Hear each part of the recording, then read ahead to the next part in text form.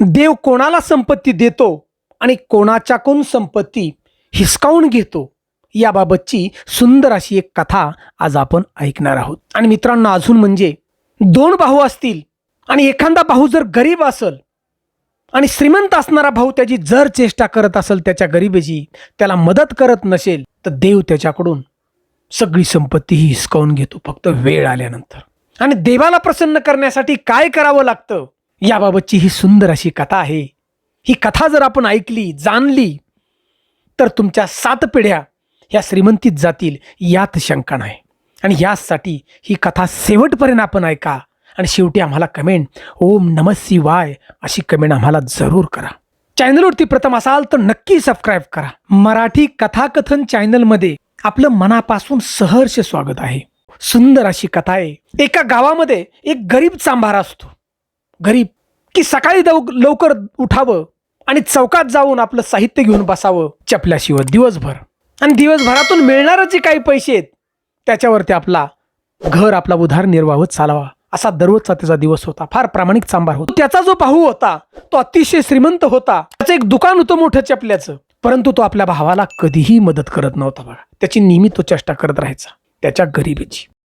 दिवसामागून दिवस चाललेले होते आणि त्या गावातून हजारो शिवभक्त भगवान शिवशंकराला कावड घेऊन चालले होते अभिषेक घालण्यासाठी.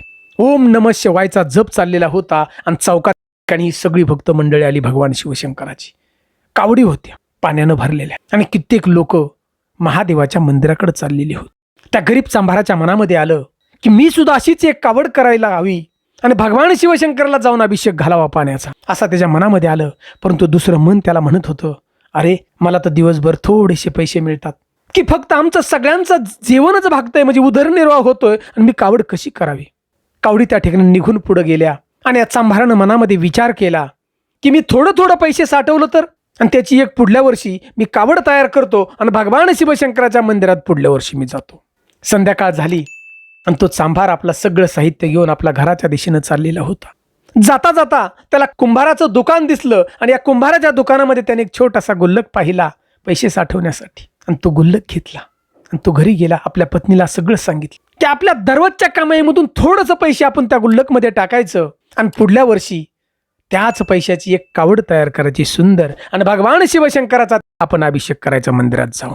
आणि ते मंदिर होतं शिंगणापूरचं मोठा महादेवाचं मंदिर, छत्रपती शिवरायांचं कुलदैवत.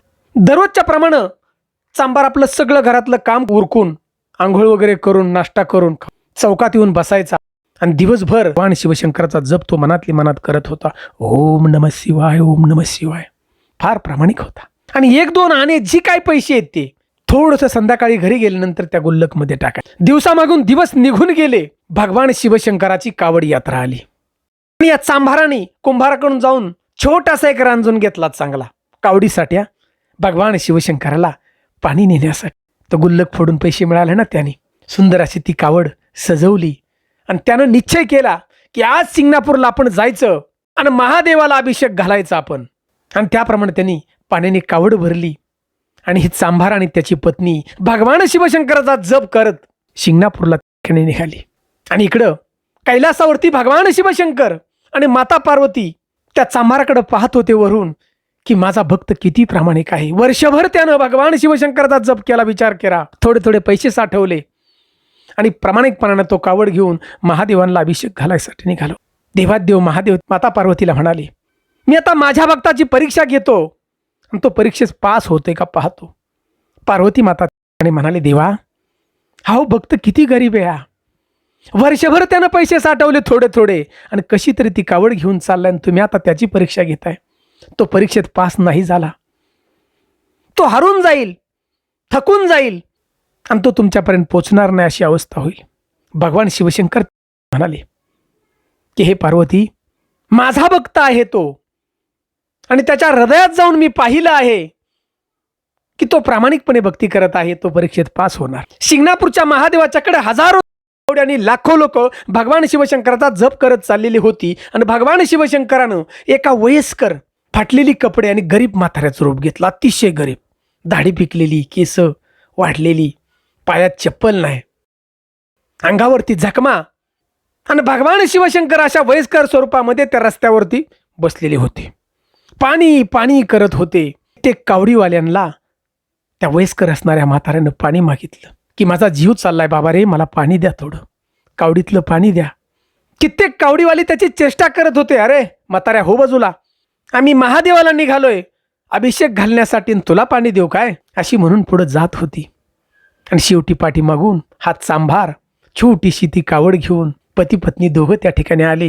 आणि त्या वयस्कर असणाऱ्या म्हाताऱ्यानं चांभाराला आवाज दिला, दादा मला खूप तहान लागली हो, द्या मला पाणी द्या, आणि तुम्ही पाणी दिलं ना तरच माझा जीव वाचेल. क्षणभर त्या ठिकाणी तो चांभार थांबला. त्या वयस्कर असणाऱ्या म्हाताऱ्याकडे पाहिलं.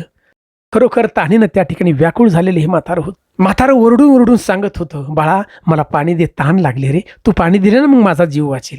चांभारानं विचार केला मनामध्ये की वर्षभर मी पैसे साठवलेत आणि त्याच्यातून ही कावड घेतली आणि माझा निश्चय आहे भगवान शिवशंकराला जलाभिषेक करायचा महादेवाच्या मंदिरात जाऊन. दुसरा मनामध्ये विचार आला की देव तर कणाकणामध्ये आहे, हेच तर महादेव नाहीत ना. हा विचार त्याच्या मनामध्ये आला आणि त्या चांभारानं त्या कावडीमध्ये चालवलेलं नदीचं पाणी त्या म्हाताऱ्याला पाजलं.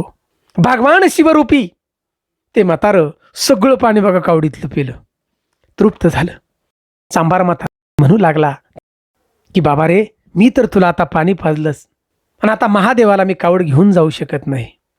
मी पुढल्या वर्षी परत पैसे साठवील आणि परत माझ्या महादेवाला मी कावड नक्की घेऊन जाईल आणि जिला अभिषेक घालील. भगवान शिवशंकर तृप्त झाले, आपल्या भक्तावरती प्रसन्न झाले. आणि ती वयस्कर असणारं म्हातारं त्या चांभाराला म्हणाले, अरे बाळा तू मोकळ्या हाताने जाऊ नकोस माघारी, ही माझ्याकडची बेलाची पानं आहे, तुझी त्या कावडीमध्ये ठेव, फक्त तू घरी जा आणि झाकून ठेव, तोंड बांधून ठेव या कावडीचं. मी जी त्या छोट्याशा रांजणाच सकाळ लवकर उठ, आंघोळ वगैरे कर, तुझ्या देवाचं तू नामस्मरण कर आणि मग त्याचं तोंड उघडून पहा. असं सांगितल्याबरोबर चांभार आणि त्याची पत्नी ती मोकळी कावड घेऊन आपल्या घराकडे परत आले. घर म्हणजे काय, झोपडी हो छोटीशी. आपल्या घराच्या खोपऱ्यामध्ये तो छोटासा रांजून नेऊन ठेवला ती कावड, तोंड बांधलं.